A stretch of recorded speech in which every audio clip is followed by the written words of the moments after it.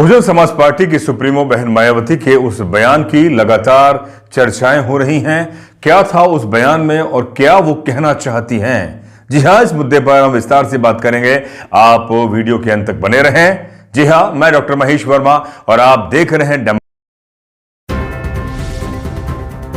साथियों, आप चैनल पर पहली दफा आए तो मेरा आपसे निवेदन है कि चैनल को सब्सक्राइब कर दीजिए और घंटी का बटन दबाना ना भूलें। जी हां, हम बात कर रहे हैं बहन मायावती के पिछले दिनों एक ऐसे संबोधन और एक ऐसे बयान को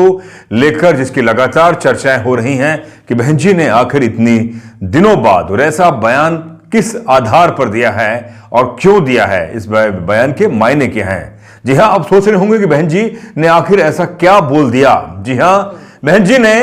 अपने संबोधन में, अपने प्रेस कॉन्फ्रेंस में एक ऐसी बात बोली है जिसको लेकर लगातार पिछले तकरीबन एक दशक से मांग उठ रही थी कि बहन जी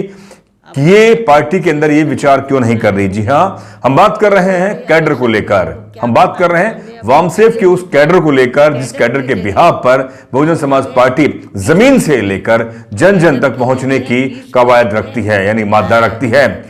खासतौर पे जब मान्यवर काशीराम साहब जीवित थे तो उनका सीधा मानना था कि बहुजन समाज पार्टी का जो आधार बिंदु है वो कैडर है। कैडर के बुनियाद पर जो बहुजन नायक हैं, बहुजन विचारक हैं, मान्यवर साहब ने उन विचारों को जन जन तक पहुंचाने के लिए, चाहे वो अपनी लेखनी हो, अपने संबोधन हो, चाहे वो अखबार हो, तमाम उन माध्यमों के या उन लोगों के माध्यम से जिन्होंने बहुजन नायकों को पढ़ा है, लिखा है और जिया है, उनके इतिहास को, उनके बलिदान को, उनकी क्रांति को अगर जन जन तक पहुंचाते हैं तो वो कैडर जन तक पहुंचने के बाद में वो सीधे तौर पर बहुजन समाज पार्टी का एक पुख्ता कार्यकर्ता बनता है और जो वह तहा जिंदगी तक यथा बना रहता है। जी हां, बहन जी ने इस संबोधन को भले बहुत देरी से दिया है, लेकिन बहुजन समाज पार्टी सुप्रीमो को एहसास हो गया है कि जो बहुजन समाज पार्टी का जो गिरता हुआ ग्राफ है उसको सिर्फ और सिर्फ एक चीज है जो बचा सकती है, वो है कैडर देना। जी हां, कैडर देना। कैडर के आधार पर ही जो बहुजन समाज पार्टी का जो ग्राफ है, या कहें कि वोट नहीं मिल रहे हैं या उसके सीटें नहीं आ रही हैं, हर चुनाव वो लगातार हारते जा रहे हैं और उसके बाद में जिस तरह से बहन जी अपने हार के बाद में वो जो बयान देती हैं उस पर भी कई बार लोग संशय करते हैं, सवाल उठाते हैं कि आखिर इस बयान को देने के मायने क्या है, जब आपने चुनाव में या चुनाव से पहले इन पूरे 5 सालों में आपकी मेहनत गांव-गांव तक, ढाणी-ढाणी तक, शहर मोहल्ले, तमाम संस्थाओं में, तमाम लोगों तक नहीं पहुंच पाई है। आप डिजिटल मीडिया में बहुत ही बाद में आप लोग अपने आप को सक्रियता दिखा रहे हैं, तो ये इतना लेट क्यों? तो बहन जी ने जो बात कही है, उन्होंने इसका साफ तौर पे कहना है कि जो कैडर कैंप है, कैडर कैंप अब हमें लगाने होंगे, हमें बुद्धिजीवियों को ढूंढना होगा जो इन कैडरों के माध्यम से लोगों तक गांव-गांव जाकर, मोहल्ले में जाकर, कॉलोनियों में जाकर, संस्थाओं में जाकर वो कैडर दें। कैडर के आधार पर ही आप बहुजन समाज पार्टी को आप एक बार पुनः उसी शक्ति पर ला पाएंगे जिस शक्ति का एहसास 2007 से 2012 या उससे पहले 3 चुनाव जो बहुजन समाज पार्टी जीती, या मान्यवर काशीराम साहब ने जो कर दिखाया उसका आधार सिर्फ और सिर्फ जी हां वो कैडर ही है। तो बहन जी का ये बयान अपने आप में एक बहुत मायने रखता है। खासतौर पे अब झारखंड और महाराष्ट्र में चुनाव हैं, उत्तर प्रदेश में 9 विधानसभा, उत्तराखंड में 1 विधानसभा, राजस्थान में जहां 7 विधानसभा क्षेत्रों में उपचुनाव होने वाला है। बाकी के राज्यों में पूरा अगर भारत की बात करें तो तकरीबन 417 विधानसभाओं में चुनाव होने वाला है। क्या बहुजन समाज पार्टी बाकी के राज्यों में विधानसभा उपचुनाव लड़वाएगी?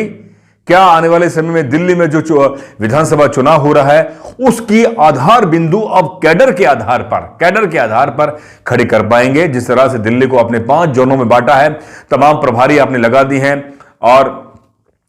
एक बार यह भी सामने आ रहा है कि आकाश आनंद को कमान दी जाएगी चुनाव प्रचार की और चुनाव कैंपेनिंग की, किस तरह से रणनीति बनानी है। लेकिन रणनीति से पहले बहुजन समाज पार्टी जमीन पर क्या कर रही है, सिर्फ चुनावी भाषण देने से क्या वोट आपको मिल जाएगा, यह आपने खुद देखा है कि उसका परिणाम बहुत बेहतर नहीं आ रहा है। आपको सीधे तौर पर कैडर के तौर पर, जी हां, कैडर के तौर पर अपने समर्थकों को, अपने वोटरों को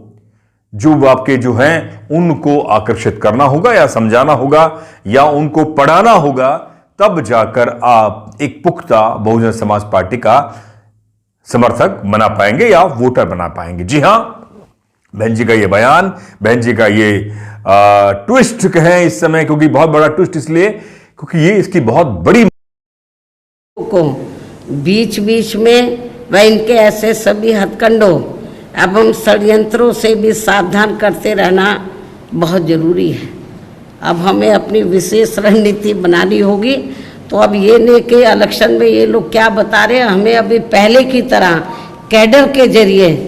तो हमें बीच बीच में कैडर के जरिए बीच बीच में इनके ऐसे सभी हथकंडों षड्यंत्रों आदि से भी सावधान करते रहना बहुत ज़रूरी है। जैसे हमारी पार्टी पहले करती थी,